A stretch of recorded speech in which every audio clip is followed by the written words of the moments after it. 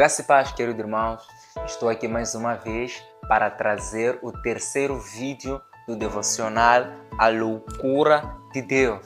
Então, como eu sempre tenho dito nos vídeos anteriores, o significado desse tema, a loucura de Deus. O que é a loucura de Deus? A loucura de Deus, primeiro vou definir a palavra loucura.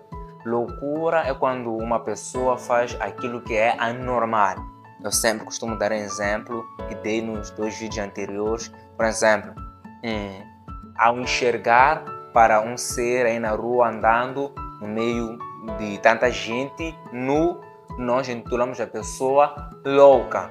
Por quê? Porque a pessoa está fazendo aquilo que é anormal. Porque o normal é andar na rua, principalmente no meio onde tem muita gente bem vestido, aprumado. Mas andar nu, isso é loucura. Então, loucura é quando se faz aquilo que é normal. E Deus ele fez uma obra tão grande, extraordinária, que é uma obra anormal. Qual foi essa obra? A obra da cruz. O fato de ele ter enviado a Jesus Cristo para morrer na cruz, pagar todos os nossos pecados, isso revela uma loucura da parte dele. Porque a Bíblia diz claramente que aquele que não tinha pecado, Deus o fez pecado para que nele fôssemos feitos justiça. Ou seja, nunca pecou, nunca conheceu o pecado, nunca foi tentado a cair no pecado, mas Deus fez com que esse pagasse todos os pecados da humanidade, para que aquele que tem pecado, aquele que comete vários pecados, seja justificado, nesse caso eu e você. Então é uma loucura. Como é que aquele que não tem pecado é punido, aquele que tem pecado é justificado, é aceito no céu? Aquele que não tinha pecado foi rejeitado para que aquele que comete pecado, que eu e você, não seja mais rejeitado. Essa é a loucura. Jesus Cristo, em todas as suas orações, ele nunca chamava Deus de Deus, ele sempre chamava Deus de Pai. Ele falava Pai, mas na cruz ele fez uma única oração chamando Deus do próprio Deus, dizendo Eli, Eli, lama sabachthani, que quer dizer Deus meu, por que me abandonaste? Foi a primeira vez que ele orou chamando Deus de Deus. Por quê? Porque ali na cruz ele deixou de ser filho, apenas se tornou um ser odiado, um ser que estava apto a receber todo juízo, para que eu e você sejamos aceitos, amados, independente das nossas falhas. Então, é uma loucura, mas hoje eu quero falar a respeito do tema, a loucura do preço. A loucura do preço. A Bíblia deixa claro, lá em 1 Pedro, capítulo 1, a partir do verso 18 a 25, diz o seguinte: sabendo que não foi com coisas corruptíveis, como prata ou ouro, que fostes resgatado da vossa vã maneira de viver, que por tradição recebeste dos vossos pais, mas com o precioso sangue de Cristo, como de um cordeiro imaculado, o qual, na verdade, em outro tempo, foi conhecido ainda antes da fundação do mundo, mas manifestado nestes últimos tempos por amor de vós, e por ele credes em Deus, que o ressuscitou dentre os mortos e lhe deu a glória, para que a vossa fé e esperança estivesse em Deus, purificando as vossas almas pelo Espírito, na obediência à verdade, para o amor fraternal, não fingindo. Amai-vos ardentemente uns aos outros com um coração puro, sendo de novo gerados, não de sementes corruptíveis, mas da incorruptível, pela palavra de Deus, viva e que permanece para sempre. Então, o apóstolo Pedro aqui, ele deixa claro que nós não fomos comprados por ouro nem por prata, mas sim pelo sangue do Cordeiro, o sangue imaculado.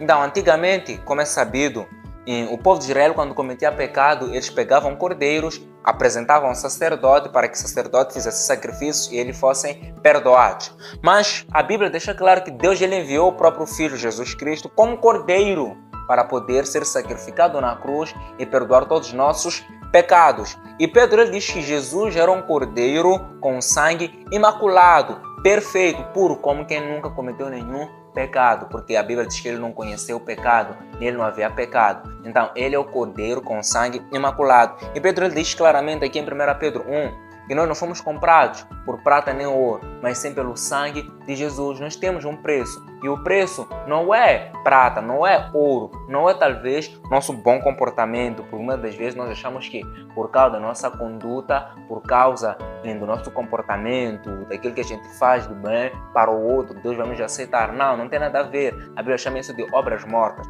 Todas as vezes em que eu faço algo esperando que Deus me aceite ou me aprove, isso é obra morta. Deus ele rejeita isso. Na verdade, Deus ele fica furioso com esse tipo de comportamento, porque esse tipo de comportamento de querer agradar a Deus com a nossa própria força é como se invalidasse a obra da cruz, a maior obra que Deus ama.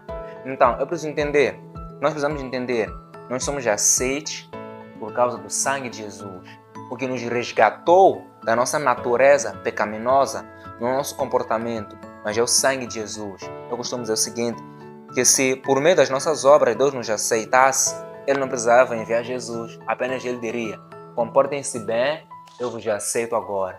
Mas para que Ele não deu essa ordem, Ele enviou seu Filho Jesus. É porque não havia nada, absolutamente nada que pudéssemos fazer a fim de Deus nos aceitar. Então existe um preço que foi pago por nós, é o sangue de Jesus. Então todas as vezes que nós nos chegamos diante de Deus, não devemos chegar confiados em nós mesmos ou na nossa obra, mas devemos chegar confiados sempre no sangue de Jesus. Este é o preço que foi pago por nós. Nossos pecados, passado, presente e futuro, foram todos pagos por causa do sangue de Jesus. Ele vai nos aceitar por causa do sangue de Jesus. É certo que nós falhamos, é certo que nós erramos, é certo que nós ainda iremos pecar, mas é certo também que o sangue de Jesus foi derramado há 2000 anos atrás, tem poder hoje mesmo para purificar-nos de todos os nossos pecados.